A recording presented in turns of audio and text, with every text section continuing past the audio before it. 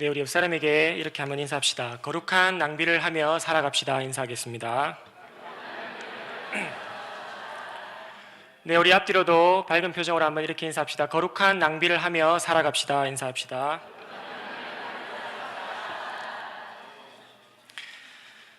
누가복음 15장을 보면 우리가 잘 아는 세 가지의 비유가 나옵니다. 첫 번째, 잃은 양의 비유, 그리고 두 번째, 잃은 드라크마의 비유, 그리고 세 번째는 잃은 아들의 비유입니다.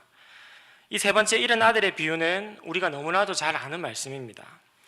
이 스토리를 간단하게 요약해보면 어떤 사람에게 두 아들이 있었습니다. 그런데 어느 날 이 둘째 아들이 아버지에게 유산을 요구합니다.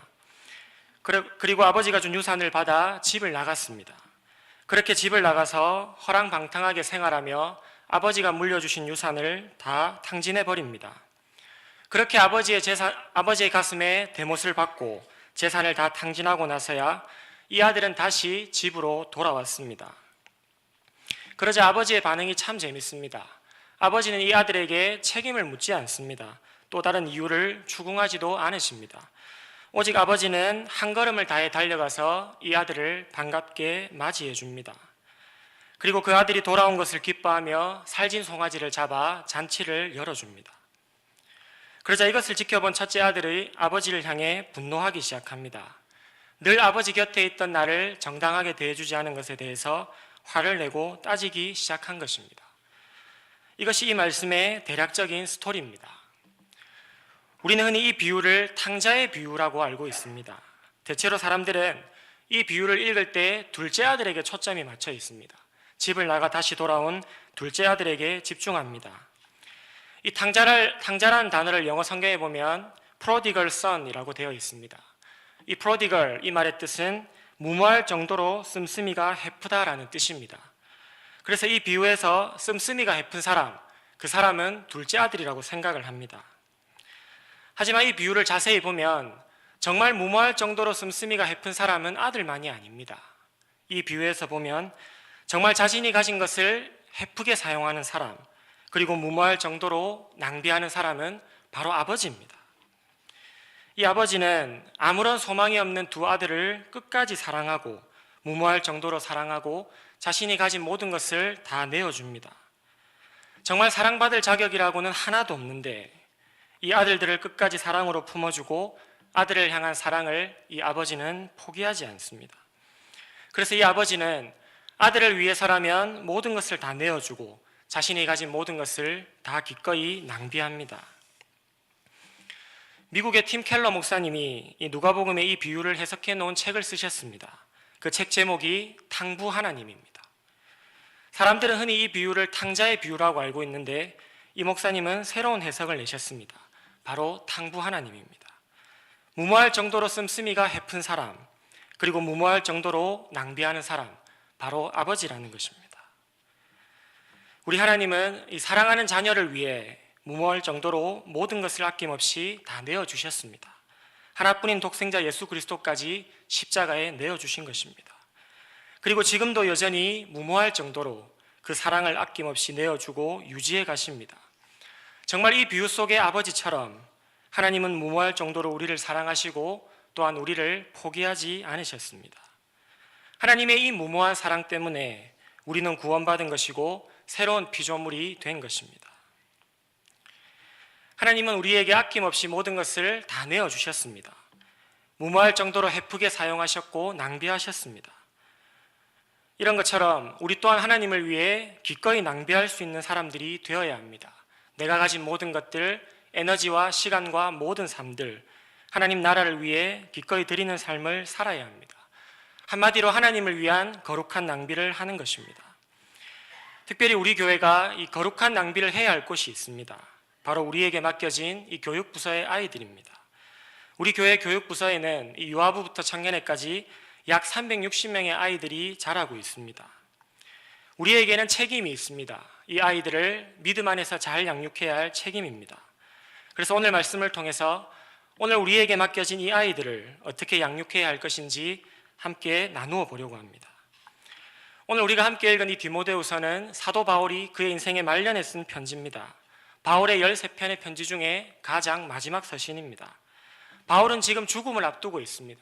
로마 감옥에 갇혀서 내일 죽을지 모레 죽을지 모르는 상황입니다. 지금 바울의 상황은 이 생사의 갈림길 가운데 놓여 있는 것입니다. 그렇게 죽음을 앞둔 상황에서 이 사도 바울은 자신이 사랑하는 영적인 아들 디모데에게 편지를 썼습니다. 그래서 이 디모데후서는 이 사도 바울의 유언장과도 같은 편지입니다. 바울에게 이 디모데는 특별한 사람이었습니다. 또한 특별한 존재였습니다. 이 사람을 영적인 아들이라고 할 만큼 늘 가슴에 품고 사랑하며 아끼는 대상이었습니다. 그래서 바울은 이 디모데만 생각하면 늘 기도할 수밖에 없었고 날마다 디모데를 생각하고 또 생각했습니다. 오늘 보면 3절 4절을 우리 함께 읽도록 하겠습니다. 내가 밤낮 간구하는 가운데 쉬지 않고 너를 생각하여 청결한 양심으로 조상적부터 섬겨오는 하나님께 감사하고 내 눈물을 생각하여 너 보기를 원함은 아멘. 네, 오늘 보면 3절을 보면 이 바울이 이렇게 고백합니다. 내가 밤낮 간구하는 가운데 쉬지 않고 너를 생각하였다. 지금 바울의 상황은 심각한 상황입니다. 로마 감옥 가운데에서 이 사람은 내일 죽을지도 모르는 상황입니다. 하지만 사람들은 보통 이런 상황일 때 자기 자신부터 챙기기 시작합니다. 내가 지금 위급한데 일단 나부터 살고 봐야지. 사실은 이런 상황 가운데 다른 누군가를 챙기고 생각할 겨를이 없습니다. 하지만 바울은 극한의 상황 속에서도 자신이 사랑하는 영적인 아들 이 디모데를 밤낮으로 생각하고 그를 위해 기도했습니다. 우리 교회가 이 교육부서 아이들을 위해 거룩한 낭비를 해야 할 것이 이것입니다. 첫째로 꾸준하게 그리고 성실하게 사랑하는 이 아이들을 생각하며 쉬지 않고 기도하는 일입니다. 자라나는 우리 아이들에게 필요한 어른이 있습니다. 그것은 기도하는 어른이 꼭 필요합니다. 늘 아이들을 생각하고 밤낮으로 기도하는 어른들이 많아지면 많아질수록 우리 아이들은 힘을 얻고 위로를 얻게 됩니다. 제가 어렸을 때 저의 교회 생활을 돌아보면 제 기억에 남아있는 것은 선생님들이 저를 위해 사랑해 주시고 기도해 주셨던 흔적들만 고스란히 남아있습니다. 맛있는 것을 먹었던 기억들, 그리고 재밌게 놀았던 것들, 사실 이것들은 다 잊혀졌습니다. 하지만 사랑으로 기도해 주신 것들은 아직까지도 저에게 소중한 추억으로 남아있습니다. 저는 고등학교 2학년 때 새로운 교회를 가게 되었습니다. 그런데 새로운 교회를 가니까 적응하는 것이 참 어려웠습니다. 하지만 반 선생님께서 늘 저에게 연락을 주셨습니다. 저를 세밀하게 챙겨주시고 항상 기도해 주셨습니다.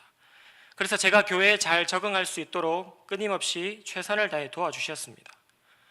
그리고 고3 시절에 저는 이 입시와 경쟁 때문에 참 마음이 많이 지쳐 있었습니다. 그리고 마음이 많이 무너졌습니다. 하지만 그때에도 반 선생님께서 끊임없이 격려해 주시고 기도해 주셨습니다. 심지어 수능 전날에 저를 교회에 부르시고 제 손을 꼭 잡고 그 추운 본당에서 저를 위해 기도해 주셨습니다.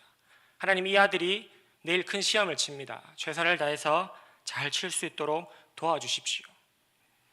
벌써 그때가 오래전의 일입니다. 하지만 고2 때 선생님께서 그리고 고3 때 사랑하는 선생님께서 저를 위해서 온 힘을 다해서 격려해 주시고 기도해 주신 흔적은 제 마음에 고스란히 남아 있습니다. 그리고 그 당시에도 이 기도해 주셨던 모든 일들이 지쳐있는 저에게는 힘이 되고 큰 위로가 되었습니다. 나를 진심으로 생각해 주는 사람이 있다는 것, 또한 나를 위해 기도해 주는 사람이 있다는 것은 참 감사하고 행복한 일입니다. 아마 다른 어떤 일보다도 우리의 삶의 평생에 이 일이 소중하게 기억될 것입니다. 우리 교회가 교육부서의 아이들에게 바로 이 추억을 만들어주는 교회가 되어야 합니다. 아이들이 교회를 생각할 때마다 나를 위해 기도하는 선생님이 계시구나, 또한 나를 위해 기도하는 어른이 있구나, 이것을 생각할 때마다 힘을 얻고 또 위로를 얻을 수 있다면 이것만큼 우리에게 기쁜 일은 없을 것입니다. 특별히 오늘 오후에는 고등부 자녀 기도회를 함께 했습니다.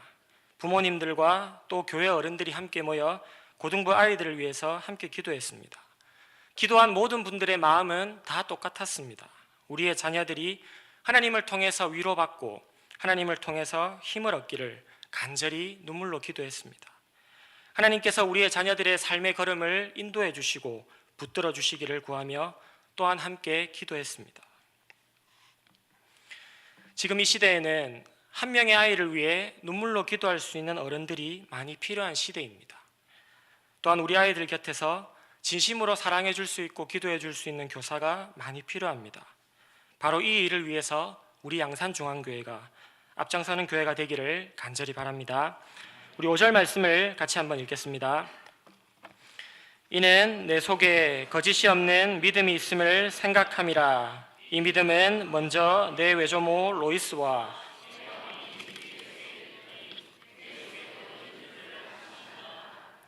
아멘. 두 번째로 바울은 이 영적인 아들 디모데에게 그가 물려받았던 믿음의 유산을 끝까지 지켜갈 것을 당부했습니다. 디모데가 받았던 가장 소중의 유산은 다른 것이 아니었습니다. 바로 믿음의 유산이었습니다. 외할머니 로이스와 어머니 유니게로부터 그는 신앙의 유산을 물려받았습니다. 그래서 어릴 때부터 이 외할머니와 어머니로부터 계속해서 신앙의 교육을 받으며 자랐습니다. 디모데전서와 디모데후서를 살펴보면 바울은 계속해서 디모데에게 이 한 가지를 권면합니다. 그것이 믿음의 유산을 지켜가는 일입니다. 너는 믿음의 선한 싸움을 싸우라. 너는 배우고 확신한 일에 거하라. 너는 진리의 말씀을 옳게 분별하고 자신을 하나님 앞에 드리기를 힘쓰라. 이 말씀은 디모데전서와 디모데후서에 나온 말씀입니다. 그런데 이 말씀들의 공통점이 있습니다. 바로 믿음의 유산을 끝까지 지켜가라는 말입니다. 할머니와 어머니로부터 물려받은 그 귀한 신앙의 유산, 그것을 평생 동안 잘 지켜가기를 바울은 바랬습니다. 우리가 아이들에게 날마다 권면하고 가르쳐야 할 것이 바로 이것입니다. 우리 아이들의 믿음이 흔들리지 않도록 계속해서 그리고 끊임없이 이야기해주고 또 바로잡아 주어야 됩니다. 그래서 어둡고 혼란스러운 세상 속에서 우리의 아이들의 신앙이 무너지지 않도록 또한 믿음으로 결단하고 행동할 수 있도록 우리는 끊임없이 가르치고 교육해야 하는 것입니다. 아이들을 가르치고 양육하는 이 교사의 입장에서 가장 기쁘고 보람을 느끼는 순간이 있습니다. 그것은 내 아이들이 믿음을 잘 지켜 살고 믿음 안에서 잘 자라는 것을 볼 때 기쁘고 보람을 느낍니다. 제가 예전에 중등부 사역을 할 때 이런 일이 있었습니다.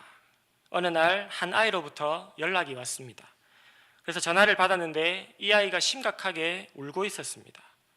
그러니까 이 아이는 이미 울고 있는 상태로 저에게 전화를 한 것입니다. 제가 무슨 일이길래 이렇게 우는지 이 아이에게 물어보았습니다. 그리고 이런저런 이야기를 해보니까 얼마 전에 쳤던 이 시험 결과 때문에 이 아이가 우는 것이었습니다. 그 아이의 말은 이러했습니다. 내가 할 수 있는 최선을 다했는데 열심히 준비하고 노력했는데 내 생각과 기대처럼 잘 되지 않아서 너무 속상하고 답답해서 울 수밖에 없다는 것이었습니다. 그렇게 한참 동안 이 아이는 울면서 자신의 있는 마음을 다 털어놓았습니다. 그리고 그 아이가 뒤이어서 이렇게 이야기했습니다. 지금 너무 속상하고 답답해서 교회에 가서 꼭 기도하고 싶은데 교회 문이 열려 있는지 저에게 물어보았습니다. 제가 그 아이와의 통화를 끊고 나서 처음에는 마음이 조금 좋지 않았습니다. 그렇게 펑펑 우는 소리를 직접 들었는데 그 아이에게 해줄 수 있는 것이 아무것도 없었습니다. 힘이 돼줄 수도 없고 위로를 줄 수도 없었습니다. 그래서 한동안은 참 속상했습니다. 하지만 다른 한편으로는 곰곰이 생각할수록 참 감사했습니다. 비록 지금은 속상하고 힘들겠지만 그 마음 그대로 들고 하나님 앞에 기도하러 나아가는 그 아이의 발걸음이 정말 소중하게 느껴졌습니다. 그 아이에게 답답했던 그 순간이, 속상했던 그 순간에 가장 먼저 하나님이 생각이 나고 내가 지금 기도해야겠다는 그 마음을 가졌다는 자체가 참 귀하게 느껴졌습니다. 그리고 이것이 많은 선생님들의 수고와 사랑의 열매라는 생각이 들었습니다. 많은 선생님들의 헌신과 가르침 그리고 기도가 있었기 때문에 한 아이가 믿음 안에서 잘 자랄 수 있다는 것을 깨닫게 되었습니다. 디모데를 향한 바울의 마음은 간절했습니다. 로마 감옥에서 그는 디모데를 생각하며 간절한 마음을 가졌습니다. 그것은 하나였습니다. 믿음의 유산, 그것을 평생 동안 끝까지 지켜가는 것이었습니다. 그래서 이 한 가지를 위해서 바울은 디모데를 끊임없이 권면하고 가르쳤습니다. 우리가 잘 아는 이 스승의 은혜라는 노래를 보면 그 중간에 이러한 가사가 나옵니다. 참되거라 바르거라 가르쳐 주신 스승은 마음의 어버이시라. 우리가 잘 아는 가사입니다. 이 시대에는 참 많은 스승이 있습니다. 하지만 대부분의 스승은 다 잘 되는 법을 가르쳐 줍니다. 참되고 바르게 사는 것을 가르치기보다 잘 되는 법, 그리고 잘 사는 법을 가르치는 데 집중합니다. 이 시대에 꼭 있어야 할 스승이 있습니다. 잘 되는 것을 가르치는 스승이기보다 참되고 바른 길을 가르쳐 줄 스승이 많아져야 합니다. 정말 믿음 안에서 바르게 사는 것이 무엇인지 가르쳐 주고 말씀으로 권면할 수 있고 때로는 따끔하게 충고하고 훈계할 수 있는 그런 스승이 이 시대 가운데 많아져야 합니다. 우리의 자녀들이 살아가는 이 시대는 참 어렵고 힘든 시대입니다. 그리고 어두운 시대입니다. 이 속에서 믿음을 지켜 살기란 참 말처럼 쉽지가 않습니다. 조금만 정신 차리지 않으면 이 아이들은 금방 세상에 휩쓸립니다. 그리고 세상에 나도 모르는 사이에 물들어갑니다. 그래서 아이들에게 말씀을 가르치는 것이 중요하고 신앙교육이 중요한 것입니다. 우리 교회는 바로 이것을 위해 거룩한 낭비를 해야 합니다. 바로 이 일을 위해서 우리 교회가 앞장서야 합니다. 아이들에게 믿음을 가르치고 신앙을 가르치는 이 일을 위해 아낌없이 내어주고 마음껏 낭비하는 그런 교회가 되기를 간절히 바랍니다. 세 번째로 바울은 이 디모데를 위로하고 격려하는 일에 최선을 다했습니다. 디모데는 이제 이 바울의 뒤를 이어서 에베소 교회를 이끌어 가야 했습니다. 리더의 자리에 선다는 건 참 부담스러운 일입니다. 그리고 그 당시는 여러 가지 상황들이 참 어려웠습니다. 이 당시는 로마가 기독교를 박해할 때입니다. 그래서 바울을 비롯한 이 수많은 그리스도인들이 로마 정부로부터 박해를 받았습니다. 그리고 이단들과 이 거짓 가르침들이 계속해서 교회를 공격했습니다. 외부로부터는 핍박이 오고 내부에서는 갈등이 있었습니다. 그리고 디모데는 기질적으로 소심한 사람입니다. 그리고 그는 나이도 어렸고 몸도 약했습니다. 사실은 모든 환경적으로나 또는 상황적으로나 디모데가 목회를 하기에는 두려운 요소들이 너무 많았습니다. 그리고 두려운 요소들을 보면 볼수록 디모데의 마음 가운데는 자신감이 계속 떨어졌을 것입니다. 하지만 그런 디모데를 향해서 바울은 끊임없이 그를 격려하고 위로합니다. 우리 오늘 말씀 7절과 8절을 우리 함께 읽겠습니다. 우리에게 주신 것은 두려워하는 마음이 아니요 오직 능력과 사랑과 절제하는 마음이니 그러므로 너는 내가 우리 주를 증언함과 또는 주를 위하여 갇힌 자 된 나를 부끄러워하지 말고 오직 하나님의 능력을 따라 복음과 함께 고난을 받으라. 바울은 디모데를 향해 이 격려와 위로를 아끼지 않습니다. 하나님이 우리에게 주신 것은 두려워하는 마음이 아니다. 하나님은 오직 능력을 주시고 사랑을 주시고 절제하는 마음을 주신다. 그래서 더 이상 삶의 연장 가운데 두려워하지 말고 복음과 함께 기꺼이 고난을 받으라고 말합니다. 이 본문을 보면 참 재밌습니다. 바울은 디모데를 형식적으로 위로하지 않습니다. 그저 사람들이 하는 이야기처럼 힘내라고 이야기하지 않고 사람들이 하는 말처럼 그렇게 형식적으로 위로하지 않습니다. 바울은 철저하게 은혜의 기초 안에서 디모데를 위로하고 격려합니다. 제가 아는 한 선배가 저에게 이런 조언을 한 적이 있습니다. 네가 맡은 아이들이 너에게 질문을 할 때마다 말씀 안에서 답을 줄 수 있는 사람이 되면 좋겠다. 또한 네가 맡은 아이들이 힘들고 속상해 있을 때 하나님의 말씀 안에서 위로할 수 있는 사람이 꼭 되면 좋겠다. 바울이 디모데를 위로했던 방법이 참 재밌습니다. 그저 사람들이 했던 힘내라, 그리고 할 수 있다, 뭐 이 정도의 이야기가 아니라 바울은 철저하게 은혜 안에서 그리고 하나님의 말씀 안에서 디모데를 위로하고 격려했습니다. 우리 교회가 아이들을 향해 아끼지 말아야 할 것이 있습니다. 그것은 위로와 격려입니다. 하지만 그냥 위로하고 그냥 격려하는 것이 아니라 우리는 말씀 안에서 위로할 수 있고 은혜 안에서 격려할 수 있어야 합니다. 하나님의 은혜의 기초에서 아이들을 위로할 수 있고 하나님의 말씀을 기초로 아이들을 위로하는 것입니다. 그래서 우리 아이들이 교회에만 오면 선생님의 한마디 때문에 힘을 얻게 되고 교회에 오면 어른들의 한마디 때문에 힘을 얻는 그런 환경을 우리는 끊임없이 만들어 가야 할 것입니다. 다니엘서 1장을 보면 이 바벨론의 느부갓네살 왕이 나옵니다. 이 느부갓네살 왕은 보통 사람이 아니었습니다. 이 사람은 이 예루살렘의 과거의 보물과 그리고 미래의 보물을 함께 빼앗아갔습니다. 한마디로 이 과거의 천년과 예루살렘의 미래의 천년을 가져갔습니다. 이 느부갓네살이 빼앗아간 이 과거의 보물, 그것은 예루살렘 성전의 성물들이었습니다. 그는 이스라엘의 이 천년의 문화유산을 고스란히 가져갔습니다. 또한 그가 빼앗아간 예루살렘의 미래의 보물이 있습니다. 미래의 천년입니다. 그것이 무엇이냐면 그 땅의 청소년들이었습니다. 이 느부갓네살은 이 예루살렘 땅에 있는 이 탁월하고 뛰어난 청소년들을 뽑아서 데리고 갔습니다. 그 중에 한 사람이 우리가 잘 아는 다니엘입니다. 이 느부갓네살 왕은 그 나라의 다음 세대들이 미래의 보물이라는 것을 알았습니다. 이 사람의 시선에서 이 다음 세대들은 그 나라를 이끌어갈 소중한 보물이라는 것을 알고 있었습니다. 그래서 이 아이들을 자기의 나라로 데려간 것입니다. 사실 이 느부갓네살이 데려갔던 아이들은 탁월한 아이들이었습니다. 천재적인 아이들, 뛰어난 아이들이었습니다.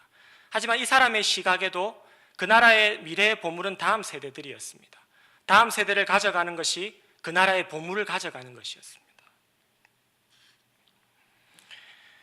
우리에게 맡겨진 이 아이들을 위해서 우리는 거룩한 낭비를 아낌없이 해야 합니다. 왜냐하면 이 아이들이 이 나라의 보물이기 때문입니다. 이 아이들은 이 시대를 책임지고 이끌어갈 사람들입니다. 그래서 우리 교회가 우리 아이들을 위로하고 기도하기를 쉬지 않고, 또한 우리 아이들에게 신앙의 교육을 하는 것을 쉬지 않으며, 또한 우리 아이들을 말씀 안에서 위로하고 격려하는 그런 거룩한 낭비를 하는 교회가 되기를 간절히 소망합니다. 다 같이 기도하겠습니다.